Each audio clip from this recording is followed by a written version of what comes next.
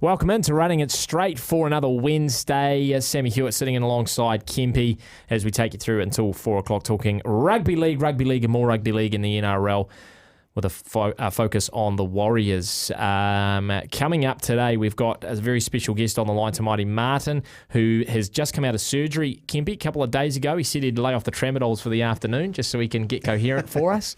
Looking forward to chatting to him and just ask him about the transition back over to the Warriors and how that's played out. Obviously, not ideal for him now that he's going to spend a significant stint on the sidelines, but very interested to see to hear about Maire's experience through the preseason and the first few rounds this year in the NRL. We will also talk through this weekend's, not this weekend, this Tuesday's Anzac game between the Warriors and the Melbourne Storm. We'll have a look at some of the NRL games over the weekend as well. As always, you text on 8833 or you can call us 0800 150. We would love to have you involved in the program, but we always have a look back after a couple of days to just sit back and assess, Kempy, the game from the weekend on Saturday night between the Warriors and the Cowboys. 22 points to 14. The Warriors get up over the Cowboys. A pretty impressive display, especially defensively, from the Warriors. A game that probably in the past they would have lost. Different in 2023. Yeah, look, it wasn't the prettiest of games, Sam. You know, the amount of errors that were handed up by both sides wasn't for good viewing, but like you just touched on, the most impressive part of the game was the 17 missed tackles that kept them in the game. I thought on the edges, both Sean and Dills Walker, who actually played in the 5'8" role, 3 and defended stoutly. I've got to say, the amount of traffic they had thrown at them, they just repelled it set after set, and it kept them in the game. And you know, their attack said it all. When they never had the ball, they never had the momentum, the shifts or anything like that, yet when they got a chance on the back of a piggyback generally, which was what the Cowboys were doing, they went down and they scored points and put 20 odd points past them. And for a Cowboys side that has the same shape and staff as they did last year, it's got to be very disappointing for Todd Payten to go 7 rounds for 5-2. That's 5 losses and 2 wins, and be in a position where he's right down the back end of the table. Because I thought after last year and how he'd kept all the stock together that they'd be pushing at least for top 4 this time of the year. So the Warriors, though, on the other hand, they're starting to emulate a finals-looking team. You know what I mean? They're digging in, they're playing for each other, and I just love the conversations that we had with Andrew Webster on Monday morning. You know, just saying we know we made a lot of errors. It wasn't a pretty game, but we'll readdress it and just continually for the rest of the year keep working on our defence, because as we know, it's defence that wins finals. And 2 points is 2 points, Kempy. The last time the Warriors went 5-2, coincidentally, 2002. Remember what happened back then? Well, you know, it's round 8, okay? Coming into round 8, yep. I've got a sneaky feeling that this team's going to sneak into the 8. I think, you know, it does feel like 2001, the way that defensively they've just come out and won games that they shouldn't have won, and they're playing for each other, which is really refreshing. You know, you don't matter who you put out there on the side. I think they're the 3rd worst team for injuries at the moment. The Bulldogs, obviously, the top with 11 injuries. The Warriors and a number of other teams are carrying 7 each. Yep. But it's not the injuries, it's the players that have been injured that have been replaced by players that have had to step in and do a number for the Warriors team. And each one that have stepped up to that position that has to be covered has actually gone out there and done a really, really good job. So that must be a really refreshing part of Andrew Webster's campaign so far, knowing that he can call on players coming through the grades to go out there and get the job done for him. I'm surprised, Kempy, that when you're talking about your highlights from Saturday, of all the things that happened over the 80 minutes, I'm surprised that this wasn't your highlight. Starting on the 40, the Warriors. The tap from Montoya, and it's dropped by Jackson Ford right off the restart. And the Cowboys are patting each other on the back and licking each other's, licking not each other's lips, but licking their own lips. And I tell you what, they didn't even have to do anything. Is that on the Christmas? On the Christmas? Oh, it will be. They didn't even have to do anything. They just watched Jackson Ford. Can someone turn the lights off? Sammy's gone red. Walk right into that. It was a highlight, Sammy. I did so well, Kempy, as 12 months error-free, and here we are, just got to me. It had to get to me at some stage. It was nearly as good as your clock call. I don't know what you're talking about. I don't know what you're talking about. Kempy, the thing that I think impresses me the most after the performance was that every game we're seeing just a little bit of something different from the Warriors. So you saw in the game against the Sharks where they get in a hole. They're 20 points down. They fight their way out of it. You saw in a game against the Cowboys, they don't have possession. They're on their line. They're defending strong. They make errors. They win the game. We've seen games where they have, managed to hold off for the element. So what's impressing me the most is the fact that from game to game we're seeing different sides of the Warriors in different situations, and they're handling them perfectly. Look, one of the things that Andrew Webster's brought back to the club, and I'm pretty sure that he would have got this from Ivan, because Ivan learnt it when the Warriors went through that run back in the early 2000s, is that the first thing you have to get right is your fitness. All right, you have to have a fit team that can operate under fatigue and do things consistently through the off-season, through getting ready for the season, where they go out there during the season and they're not going to be caught out. And we've seen a leaner side. We've seen a team that plays for 80 minutes. And we've seen a team like the Cowboys were last year in the same situation pull off miraculous wins like Cronulla against Cronulla. Because they had, and Todd Payton, they had a documentary about Todd Payton doing this on that hill up in Townsville where he got them fit. Now, don't take away the amount of work that Andrew Webster's put in them in the off-season. The first thing he's got right is their fitness. And we've always known that if you've got a Kiwi team with the talent that we have, if they're fit, then they are dangerous. And all of the good pundits are picking that. You've got people in Australia saying if we come against the Warriors and you don't show up to play, they're going to give you a lesson. And the Warriors have done that so far this year. So, now that you're 8 rounds into the competition and you're working out where the competition's going, look, I think there's other factors, Sam, we can talk about that. But at the moment, I see a resilient Warriors side that has been coached really well and who are fit. And they want to play for each other, which makes a hell of a difference. So I'll tell you now, if they come up against sides, whether they're home and away, because I think they're resilient while they're away because they've been living overseas for the last 2 years, they're going to surprise a few teams. And by saying that, with the way the competition's going, where it's 4 point split in 1 and 15, they could easily end up in the 8, but quite easily end up in the 4. No, totally take your point there. Let's hope one of the teams they do upset is the Melbourne Storm on Tuesday. We're going to talk about that game after 3:30, as well as some of the other big games this weekend. But we do have Maire Martin coming up very, very shortly. We're going to take a break. If you want to send some questions in, 8833. Just before we do that, though, Kempy, I just want to ask you so that listeners get a sense of what we're talking to. What are you keen to hear from Maire Martin, who obviously is spending a lengthy stint on the sidelines? He's just gone through surgery. But what are you interested to hear from Maire Martin? Yeah, look, I think the real question I want to ask him about is leadership, you know what I mean? Because he's had to step up on a number of occasions, especially defensively, and make some really big defensive decisions and tidy up the edges, which have always let us down over the last 3 or 4 years. So, you've got the likes of Norkore and forward there, Mitch Barnett. They have all been injured, and he was in the side at the time. What was that? What does that leadership look like? But what does it look like with Shaun Johnson being there? You know what I mean? Because Shaun Johnson, to me, it looks like he's finally understanding what it means to manage a game. And as we saw on the weekend, even when they were repelling them set after set, he goes down the other end of the field and he throws a nice little safe short ball for Curran to go over. You know what I mean? He throws that nice little chip through, bounces back, gives it straight to Dills Walker. He's now seen things that a patient game manager sees. So I want to see how Maire feels behind that. Yeah. Do you know what's interesting? You saying that? I feel like in a funny way, Shaun's playing without thinking. I know he's playing smarter and he's managing the game better, but it's almost like he's not overthinking it. And even just that play that was almost reactive, wasn't it? Instinctive, as opposed to a Shaun in the past who seems like he was thinking too much about doing something, in a particular way, and that was sort of his undoing. Yeah, look, I don't think you take away from the players that he's got around him. I think it makes him feel comfortable so that he can just play what he sees in front of him, knowing that he's not going to be let down.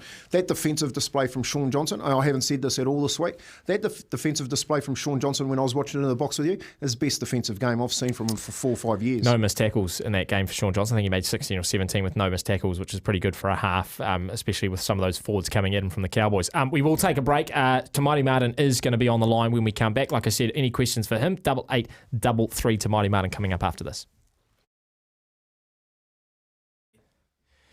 Yeah, welcome back into Running It Straight. Thanks to South Seas Healthcare, Auckland's largest Pacific wellbeing service provider. And we have a very special guest on the line with us now. It is Warriors half. He's recovering at the moment after a very brutal injury. It's Maire Martin on the phone. G'day, Maire. G'day, guys. How are you? Oh, we're doing well, mate. How are you doing, more importantly, under the knife and hitting the drugs hard over the last few days? How are you feeling? Hitting the drugs hard, yeah. On the trammies and but was a bit cuckoo yesterday, but no, I've come back to you and so lucky you text last night, otherwise I'd have been cuckoo again, but we're good at the moment. Mate, that's good. Yeah, obviously, tomorrow it's Kemp here. Good to hear that you're on the recovery, mate, because I know that eventually they're going to need you back out there. But just wanted to ask you the question around leadership and your first 6 weeks in the number 6 jersey with the Warriors. How have you found that, mate? You know, because you've had a couple of key injuries to players and HIAs that have been out and playing around the back of Sean. Have you found that Sean stepped up on that front line and you've been able to do things that you want at the back there?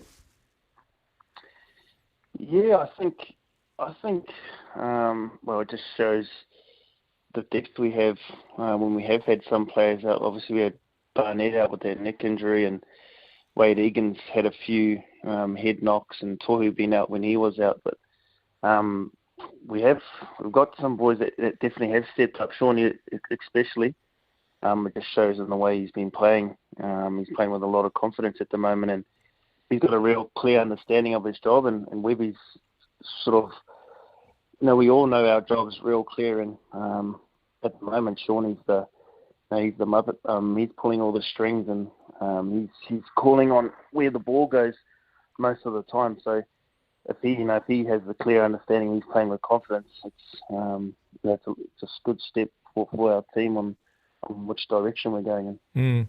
You mentioned roles there, Maire. Just talk us through what you sort of see your role in as that number 6 jersey, what we've sort of been saying to you, because, you know, a lot of people can see the pressure that you've taken off Sean with the way that you're sort of running the football and commanding the troops out the back. So sort of how do you see your role in that 6 jersey working alongside Sean?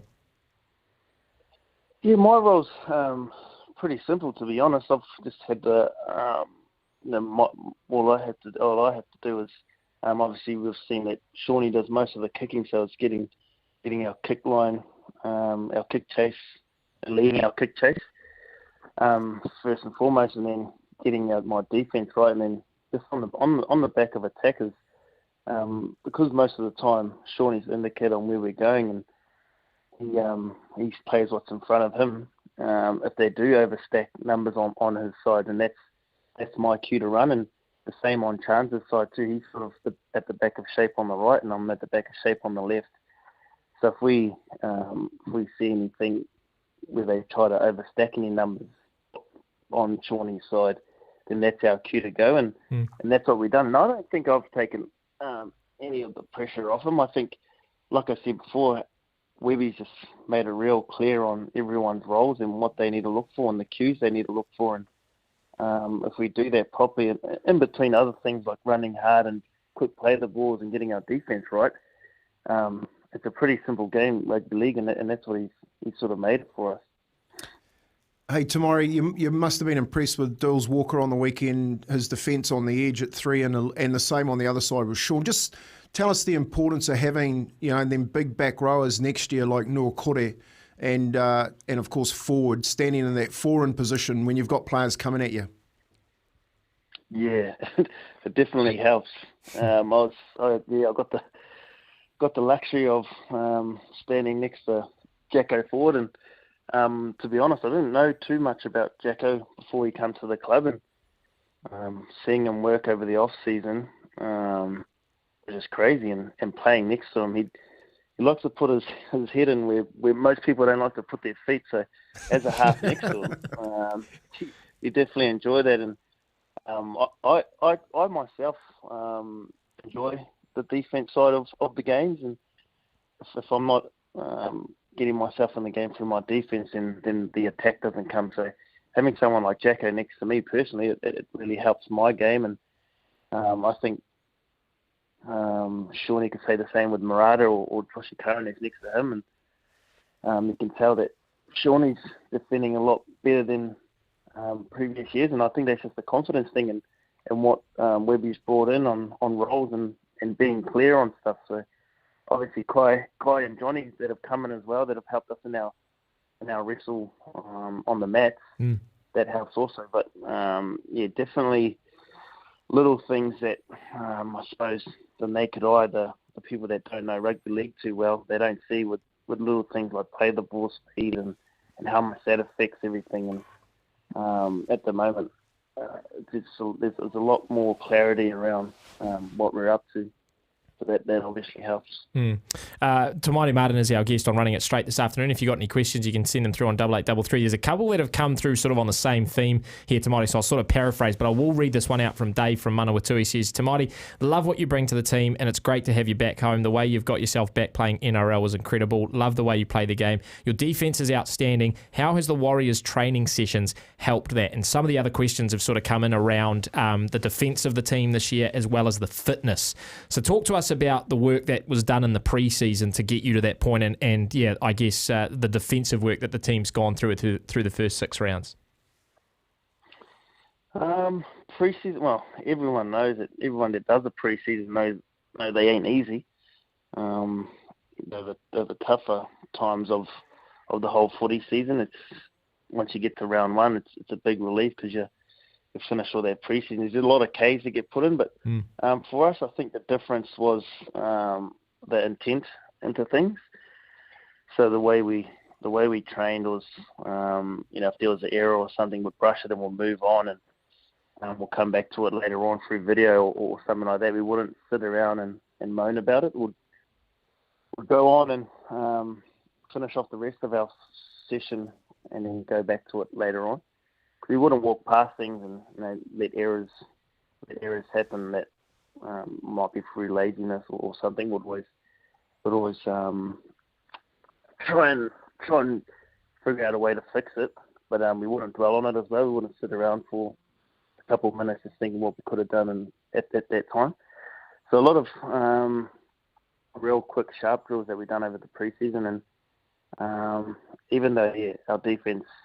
We've been doing well in patches, but there's still a long way to go. And it's probably just good to see us get into the game early on the weekend just gone, get in the first try. I think that's the first time I've done it throughout the season. So it actually got me a bit nervous. Actually, we've won some games and we've let them score first. So it was quite different seeing us score first. But I forgot to answer your question about Dill Walks, the last question. But he's a freak. He plays everywhere, and he doesn't just play good.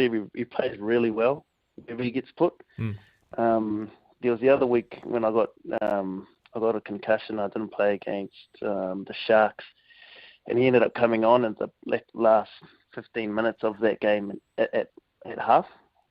So he come on at half, and I texted straight after the game just not to get too comfortable there because I know how good he is there.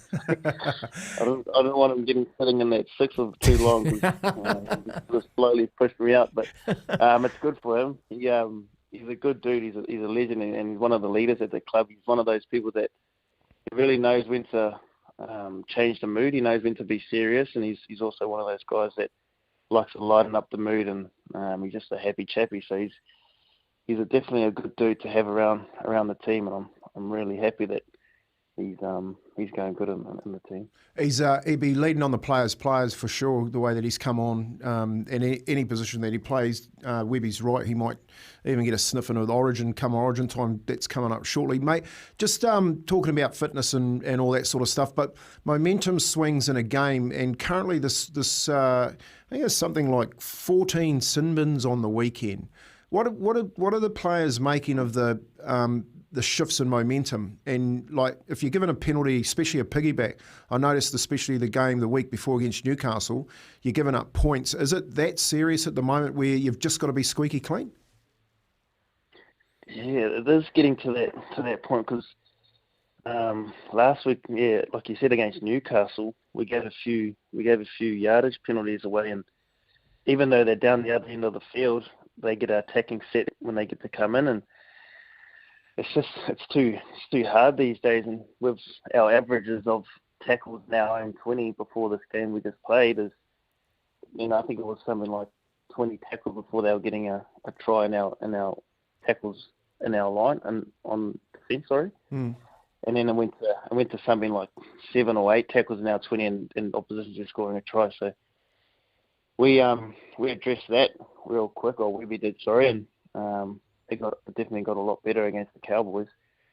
But yeah, like you said, there was a few suspensions, and obviously no one likes playing with one less player or two less players in their team. So there's a fine line between, like we said before, that slowing down the tackle or things like that. Hip drops are another one that have been probably sucking the gas out of suspensions. But sometimes you have to. You can't be too clean where you're letting them play the ball fast, because that's just going to end up in tries eventually, because they're going to roll down too fast and get too many fast play the ball. So there's a fine line, and you just got to try and find it. You got to try and find it early, as you can't let them fight, play the ball fast at the start of the game and then try and wrestle it back by the end of the game. It's not how it works. It's trying to find a line early, and it's got to be consistent too from the referee. So what the sort of timing is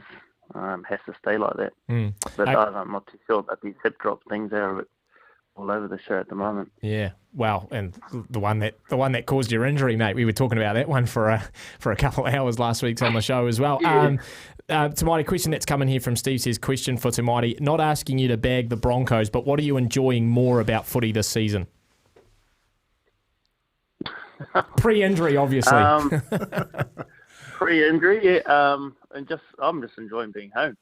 Honestly, it's really nice being home. Obviously, got a little girl now. She's just turned 8 weeks old. So I don't know if this injury's been a bit of a blessing. I get to spend a bit more time with her at home, listening to how much she cries in the daytime while I'm away at training.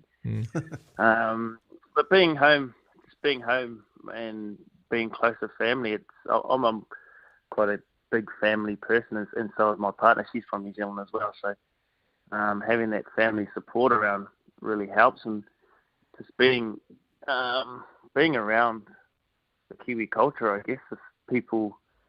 It's hard to explain. It's just a different feel, and it's a good vibe around the club. Obviously, when you're winning games, anywhere is good, but it definitely does feel a little bit more special when you're winning here back home in New Zealand. Yeah, for sure. So what's the sort of recovery plan for you, mate? You've obviously got your feet up for the next wee while, but when can we sort of expect to see you back out on the training paddock and maybe making a return to a game? Depends how fast it heals. We had a plan on just putting a rod through the fibular bone, but as they opened it up, it was a bit more tougher than they thought, so they had to put a plate on there and a few screws and the rest of it. But 2 weeks, I'll have my leg up for, and then be in a moon bird after that, and it's just depending on how fast I heal. So got to try and call up a few of the family members and get whatever the Māori medicine is out there, the kawakoas and the buhas and the watercress, and boil us and try and heal these bones quicker. So probably, you said anywhere between 8 to 10 weeks. So nice. I'll probably say about 7. Nice. 7, I hope. Yep.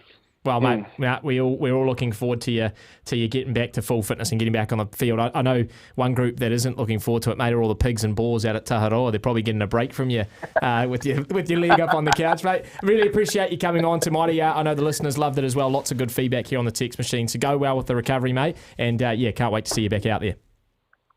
Cheers, brother. Thank you. There you go, Maire Martin.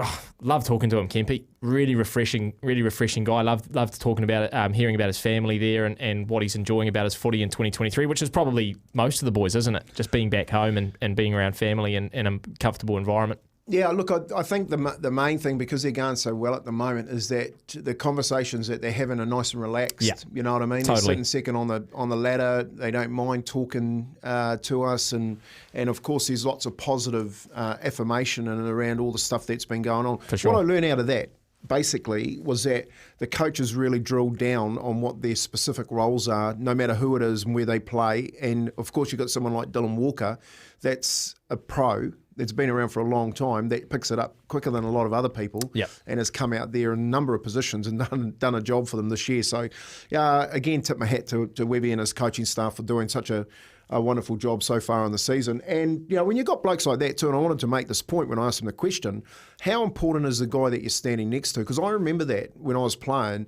if you had, Tawara Nico on your inside and Richie Blackmore on your outside, man, your job was easy. And like he said, I was so happy. He's so happy to have Jackson Ford there because he puts his head where people don't want to put their feet. Yeah.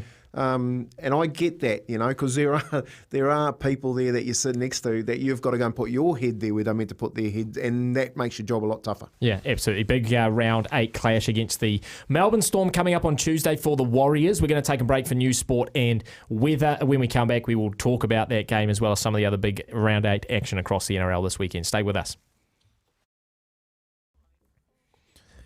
Running it straight here on SENZ, thanks to South Seas Healthcare, Auckland's largest Pacific wellbeing service provider. Great catching up with Maire Martin. Just a couple of texts that have come through across YouTube, watching on YouTube live and on Facebook and on the text machine as well. Question from the YouTube channel. Kemp says, do you think it would be a good idea starting to Opiki and moving C&K to 6? Why not try it for a game? Oh, look, I think at the moment it's really important. The injuries play a massive part in the makeup of your side, and you want senior players out there on the football field. As we saw on the weekend, I don't think if you didn't have Dills Walker in that 6 jersey, Chance at fullback and Sean on the other edge, they wouldn't have stopped all those ram raids that were trying to go down those edges, you know what I mean? So I just think you've got to be a little bit patient with Opiki, because his time will come when those injuries really start to take toll. And he is so close because he's been named in that 17 jersey. You'd say, I didn't use him on the weekend. And that goes to say a lot about the coach's mentality when the tough are going, that I've got to keep my senior players out there and rotate them. You 100%. Saw what happened when Tohu came back on. And I think the whole decision around Opiki was actually around Tohu Harris. So should something have gone wrong, should they not have been able to put him back on, then we might have seen Walker go to 13, Shans into the halves, etc. So I think you're bang on there. I think that's Webby's indication that he'd rather stick with the senior guys if he can. Another text in here from Louis says, lads, interested to hear your thoughts on Montoya in the centres and if you think that's a good long-term option. Still got Braden Williami to come back as well, bearing in mind, but do you like what you see from Montoya? 100%. And the missed energy, you know what I mean? Like we said pre-game, I find it very hard that you had DWZ sitting out there in no man's land. Ex-Kiwi captain, NRL specialist, senior player in the team, and you've got a young number 14 sitting there. Of course he was going to be moved. I just didn't see Vilea, although the edges have been pretty average over the last few weeks, being shifted out of it. So, Mark, the way that Montoya plays, not many blokes are going to pick that loose ball up, change it in both hands a couple of times, throw 2 fens in, and only because he was falling couldn't make it to the try line and throw that pass back inside to Ed Cossey. You know what I mean? It was it's a real shot. Try of the week it was on the NRL website. I listened to it on the way in again, and I saw it again when I got in here and just thought, man, that's your highlight. That's Montoya's highlight. He'll play that for his grandkids. Yeah. Yeah, and doing very well. So, Jimmy says, Kempy, do you think the Wires have made a change on attack? At first, for a couple of games, was all backdoor lateral movements, rather repetitive. Now it's... I don't know what that next word is, but says, appreciate if this gets fixed. That's from Jimmy. Look, I think what's happened is that it's really important where that 6 and that 1 stand. And it was really good to get that question to Maire Martin and get him to explain it to us. If they get that part right, then what happens with Sean is he gets to go directly to the line, because a lot of people haven't picked up on what Sean's doing, and he's moving over the advantage line and hitting those nice soft hand short passes because his hands are beautiful. You know what I mean? But he's not playing so far back where they're rushing at him and making him play quickly. His forwards are doing enough for him in the middle where he can go across that ad line. I think they've straightened up a lot. Seriously, I do. I don't think they go side to side as often. I think the game has that problem where they go side to side, very robotic. But I think once teams with halfbacks decide to go forward, that's the better team. The better teams, you look at Reynolds, for instance. Did you see that play from Reynolds? Like he went so far forward that the defence went way past him and he just had a short pass. The same thing happened for Sean on the weekend where the defence ran up past him and they go, that's the halfback play at the moment. Go forward like Andrew Johns used to do and make the defence play. that actually makes your mind up. Absolutely. And the last one here from Sean Kemp. I may have asked this before, but can you see assisted lifting like in Union coming into league with all the short kickoffs that teams are starting to use? Yeah. Are they allowed to do it in league? Well, Not really in the rules. Yeah, look, the rules are so complex when it comes to defending and attacking kicks. Right. That you've got to be really careful. So it could be like an escort or something. That's right. Could be considered. Yeah, it's really, really messy, and I think sometimes you've got to be careful on when you do those because, as we saw on the weekend, one short dropout. This is with Sean. Okay, so he shoots for goal, he misses it. They go for a short dropout, kick it out on the full. And they win the game anyway because he gives it back to them. I just think sometimes those short kicks, we don't do them enough to nail them, and teams are going to lose out more often than they win. Yeah, I think I'll be interested to see the stats around the retention versus losing the ball on those short kickoffs. Look, we're running out of time here. I do want to tuck into this Anzac game on Tuesday. We're going to go through the teams and talk about it, Kempy. But just before we do get to the break, wanted to ask you about the decision or the decisions to not have this Anzac Day game be a sort of New Zealand-Australia back-and-forth fixture. Because when you think about Anzac, I mean, it literally is the epitome of Australia and New Zealand coming together, the Storm and the Warriors. So how come every single year it's over in Melbourne and we don't get it over here in New Zealand? Well, not for a number of years now anyway. Well, my understanding with Melbourne is that the Anzac game, it's one of Melbourne's highlights of the year. So, not just for rugby league, but also for AFL. Like, if you follow the AFL, Anzac time is a massive time for AFL in and around Australia, around Anzac time. And, of course, so Melbourne have bought into that. They have a lot of work that they do with the AFL in and around Anzac. And, of course, New Zealand going over there just makes it a bit more of a weekend for Melbourne when it comes to Anzac weekend. I see. Look, I don't have a problem with it. I think the biggest stage, the where that game is played, adds to the theatre of it. It'd be nice to have it in New Zealand and Melbourne come here. We will get Melbourne and New Zealand, but I think that Anzac game, it's like Test match, Sammy. I'd say that Australia and New Zealand Test matches should always be played in Aussie, because they get the bigger crowd and they get the bigger corporates, and it gives money to the game that's broken this country. We play it in New Zealand and we struggle to fill a stadium. You're talking about Kiwis, Kangaroos? Yeah, for sure, 100%. Okay, cool. Well, we got to tuck into this game, go through the team lists and have a little look at it, Kempy. So we'll take a break. You can text on 8833 if you've got any thoughts about this Storm Warriors game and how you see playing it out on Tuesday night. Live commentary, of course, here on SENZ. So we will do all of that on the break. Listening to Running It Straight here on SENZ, thanks to South Seas Healthcare, Auckland's largest Pacific wellbeing service provider. Welcome back into Running It Straight. We're going to talk about the Storm Warriors Anzac Day game very, very shortly, but a couple of texts that have quickly come through on 8833. I like this one. Anzac test in Melbourne. Melbourne was the first port stop for our troops from New Zealand to meet up with the Diggers, Aussie soldiers, before being shipped over to Toto, England together. Then they were sent to battle. Important stuff happened in Melbourne. So that's a reason why Kempy as well. From Joe, enjoy your show, guys. One question: Montoya is off contract at the end of this year. Have you heard of any extension or re-signing of him beyond 2023? I would be gutted if he leaves, as would many others. I tell you what, Joe, the Brecky boys, who often get Andrew Webster on, or they get at least a coach on, get you to ask him that next week, Kempy? 100%. We'll find that out for you, Joe, and we'll put it to whoever comes on next Monday. And Jared says, great show, fellas. Looking forward to Anzac Clash, and 99% sure it won't be the embarrassment it was last year on a day of such significance. Imagine a Warriors win. Defo with Webby and the boys. So let's talk about that game on Tuesday night. We're going to have live coverage here on SENZ for you. The kickoff is at 9 p.m. It's a bit of a late one for a Tuesday night, but it is a public holiday. So the Warriors team named number 1, Chance Nicol-Cloustar, the 2 wingers, Dallin Martinez-Lesniak, Edward Cossey, Marcelo Montoya, Adam Pompey in the centres, Dylan Walker, Sean Johnson in the half. So basically unchanged in the back line from the Cowboys side. Adam Fanua-Blake, Jazz Tavanga, the 2 props. Freddie Lussick in the number 9 jersey. So Wade Egan not quite back from the HIA. Jackson Ford, Marata Niokora, who comes back in off suspension in the second row. And Tohu Harris starts in the 13 jersey. Bailey Sirenen, Josh Curran, Bunty Afoa, Tom Ali on the interchange for Melbourne. Quickly, Nick Meaney at fullback, Will Warbrick, Remus Smith, Justin Mollum, Xavier Coates, Cameron Munster and Jerome Hughes. That's the back line. Sofa Solomona and Christian Welch, the 2 props. Harry Grant at hooker, Trent Liero, Eliasa Katoa and Josh King are the back rowers. Then Bronson Garlick, Alec McDonald, Tom Eisenhuth, Tariq Sims on the interchange. Now, Kempy, the stats don't favour the Warriors, but it does feel a little bit different this time round in 2023. Yeah, it does. And 12 and under, I think they get 12.5 points head starts, $5 at the TAB with the Warriors. I think they're going to be hanging around there with the changes. Kamika is out with Nelson coming back in at front row. I think that's probably better for us, that Nelson's missed a few games because he'll be underdone. The scary part is Munster goes back to 6 and Meany's back at fullback because, like I said, you should never move Munster and Jerome Hughes. Look what they did the week before. They had to move him back to fullback where they lost all their shape. So I'm pretty sure Webby will do some work there. But getting Marata Nokore back is huge to the side, to throw him back in there. And you have a look at our bench. Now our bench has got some size. So expecting a big battle through the middle of the park with that bench that he's chosen. And the way that we're going, we ain't going to be lying down for 80 minutes like you've just pointed out.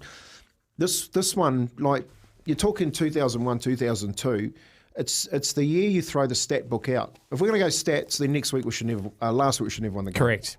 You know what I mean? Spot on. It is like that this year where teams, you're looking at stats, you're trying to make decisions. Well, mate, the first 7 rounds, how many winners could you pick? Yeah.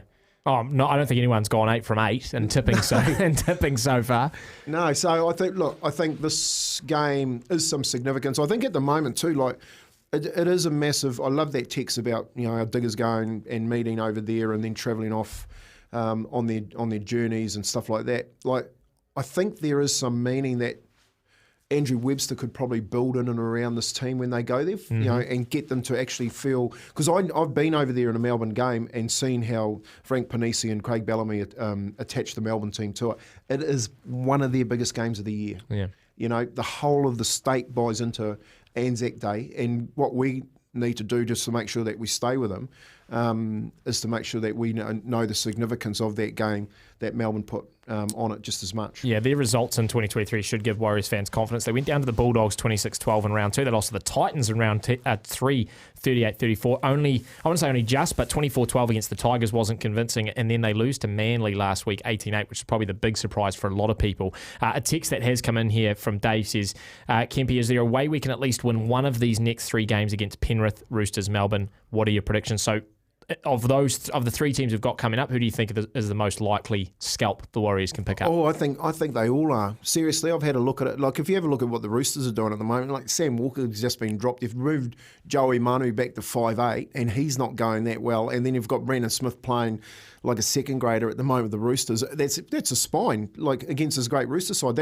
They're struggling just as much as what Melbourne are with the way that they put Munster back to fullback last week. So I think that either one of these games, if they can pick up one of these next 3, and then they go and get the Bulldogs who are struggling with injury at the moment before they go on a bye, that's 4 out of 6, isn't it? Yep. Then I think that's when, if you have a look at the back end of their draw, it's looking very favourable.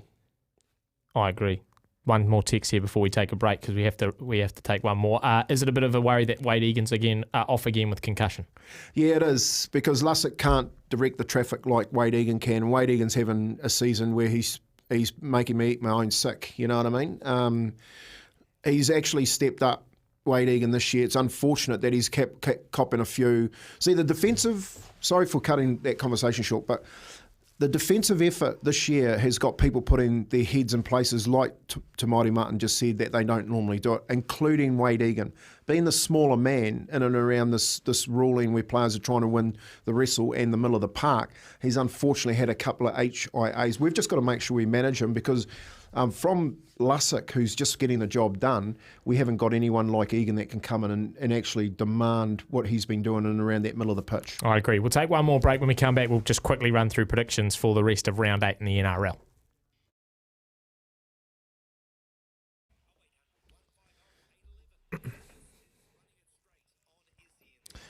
Coming up to 4 o'clock, we are going to hand over to the Run Home with Kirst and Steve Devine.